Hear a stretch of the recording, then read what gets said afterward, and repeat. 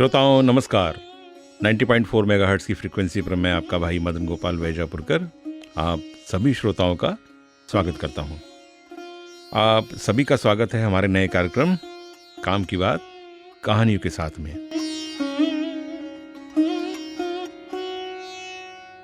विद्यार्थी मित्रों, जो आज कहानी मैं आपको सुनाने जा रहा हूं उसका शीर्षक है जैसे को तैसा।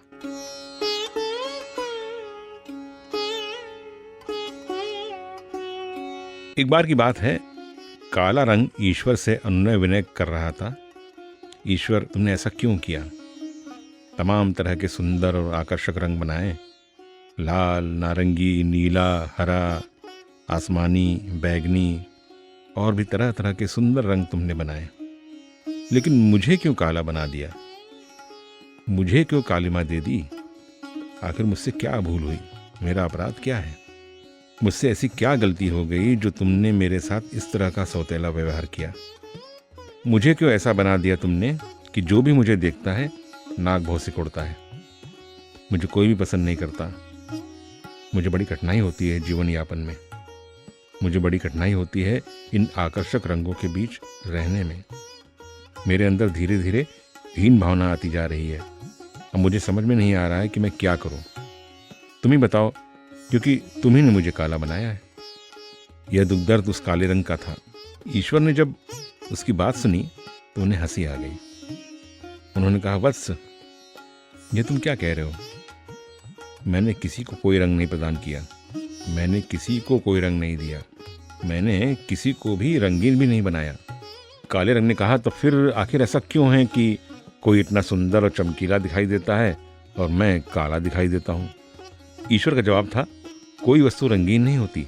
सारे रंग सूर्य की रश्मियों में ही समाये होते हैं। प्रिय विद्यार्थियों, इसे तो आपने पढ़ा भी होगा। जो भी रंग है वे सूर्य की इन्हीं रश्मियों में छिपे रहते हैं, समाये रहते हैं। उन्हें डिफरेंशिएट किया जाता है प्रिज्म के द्वारा। प्रिज्म के अंदर से सूर्य की रश्मियों को पास किया जाता है तो क्या होता है? सूर्य की रश्मियों में जो भी डिफरेंट रंग हैं वे स्पेक्ट्रम के रूप में, वर्णक्रम के रूप में दिखाई पड़ने लगते हैं। आपने भी देखा होगा, सबसे अधिक तरंग धैर्य है लाल रंग की, तो लाल रंग सबसे ऊपर रहता है। सबसे कम तरंग धैर्य है बैगनी रंग की, तो बैगनी रंग ज़्यादा झुका जाता है और सबसे नीचे दिखाई देता है। बैगनी से लेकर लाल रंग के बीच जो स्पेक्ट्रम है उससे यह बात स्पष्ट होती है कि सूर्य की रश्मियों में यही रंग निहित है। फिर क्यों कोई वस्तु हमें अपना रंग बिखेरते हुए दिखाई देती है? यही कष्ट था, यही तकलीफ थी उस काले रंग की। जब ईश्वर ने कहा सूर्य की जो रश्मियां हैं उन्हीं में सारे रंग समाहित हैं, तो फिर कोई वस्तु काली और रंगीन क्यों दिखाई देती है? इसका जवाब है कि इन रश्मियों में से जिन रंगों को एब्जॉर्ब कर लिया जाता है और जो विशेष रंग रिफ्लेक्ट होता है उसी रंग की वह वस्तु दिखाई देती है। तुम तो केवल इतना ही जानते हो कि जो भी मिले सबको ग्रहण कर लो, सबको समेट लो। तुम भी अगर परावर्तित करना जानते जैसे कि अन्य रंगों ने किया तो तुम काले नहीं होते। कोई वस्तु काली दिखाई देती है, इसका कारण स्पष्ट है कि सूर्य की सारी रश्मियों को उसने एब्जॉर्ब कर लिया है। थोड़ा भी कुछ भी उसने परावर्तित नहीं किया है। किसी रश्मि का विकिरण नहीं हुआ है। कोई वस्तु हमें लाल क्यों दिखाई देती है?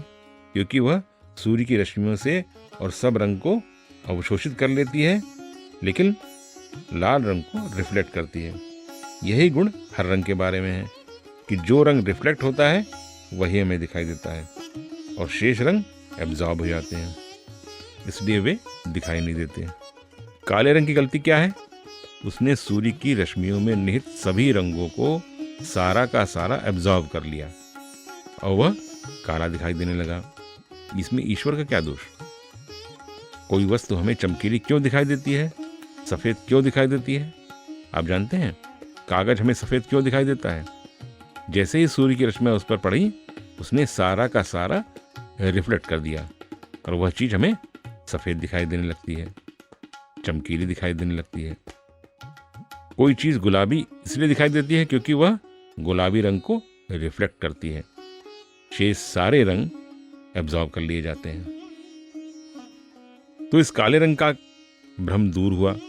उसने अपनी गलती का एहसास किया कि सूर्य की रश्मियों के सारे रंगों को जब मैं ऑब्जर्व कर लेता हूँ, सब कुछ मैंने अपने ही लिए रख दिया है, तो फिर मेरी यह दुर्दशा तो होनी ही है। सफेद रंग चमकीला होता है, चमकता है। क्यों? क्योंकि उसे जो भी मिला है सारा का सारा उसने रिफ्लेक्ट कर दिया। प्रिय विद्यार्थियों, आपको भी चमकना है तो इन सफेद रश्मियों का ही गुण सीखना होगा। अगर कोई चीज आपको मिल रही है, चाहे जिस रूप में मिल रही है, चाहे ज्ञान हो, बुद्धि हो, या जो भी कारक इस समाज को संचालित करने के लिए महत्वपूर्ण है, जैसे आपके पास ज्ञान है, तो जब तक उसका प्रकाश आप नहीं फैलाएंगे तो व्यर्थ है। आपके पास बुद्धि है, उसका लाभ भी किसी अन्य को नहीं देंगे तो व्यर्थ है। आपके पास धन है, उसे आप सामाजिक कार्यों में उपयोग नहीं करेंगे, समाज को उसका लाभ नहीं पहुंचाएंगे तो सब व्यर्थ है। किसी भी वस्तु का संग्रह उसकी उपयोगिता नहीं है, यह तो यूजलेस है। इस तरह का संग्रह यूजलेस है, जिसकी कोई उपयोगिता नहीं है। आप जो भी संग्रहित करते हैं वह ज्ञान ही क्यों न हो, उसे यूटिलाइज नहीं करेंगे, अगर उसे रिफ्लेक्ट नहीं करेंगे तो वह बेमाने हैं, उसका कोई मूल्यांकन नहीं है। मूल्यांकन तो इस आधार पर होता है कि आप क्या और कितना रिफ्लेक्ट करते हैं।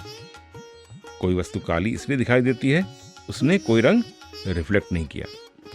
कोई वस्तु सफेद या चमकीली इसलिए दिखाई देती है क्योंकि उसने सारा का सारा रिफ्लेक्ट कर दिया। तो आप कब चमकेंगे? आप कब दिखाई देंगे? कब लोग आपसे लाभान्वित होंगे?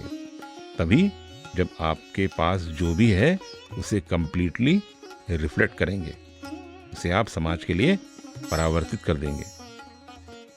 आप इस दिशा में सोचिए, विचार कीजिए कि आपके पास जो भी है, जैसा भी है, आप जो भी ग्रहण कर पाते हैं उसका लाभ समाज को मिलना चाहिए। अगर आप इस तरह की कोशिश करते हैं, मेहनत करते हैं, प्रयास करते हैं, कुछ अचीव करते हैं और उस अचीवमेंट का लाभ दूसरों को पहुंचाते हैं, तो निश्चित रूप से आप चमकेंगे। जिस तरह से श्वेत प्रकाश की किरणें चमकती हैं, आप श्वेत प्रकाश की किरणें बनेंगे, आप चमकेंगे और आपकी चमक से सारा समाज, सारी दुनिया चमकने लगेगी। इसी उम्मीद और विश्वास के साथ कि आप भी जल्द ही चमकेंगे। तो मेरे विद्यार्थी भाइयों बहनों, कैसी लगी आपको इस कहानी की सीख? आपको निश्चित रूप से कुछ सीखने को मिला होगा। तो अपने भाई मदन गोपाल वैजापुरकर को आज्ञा दीजिए। तो सुनते रहिए 90.4 IIT कानपुर कम्युनिटी रेडियो।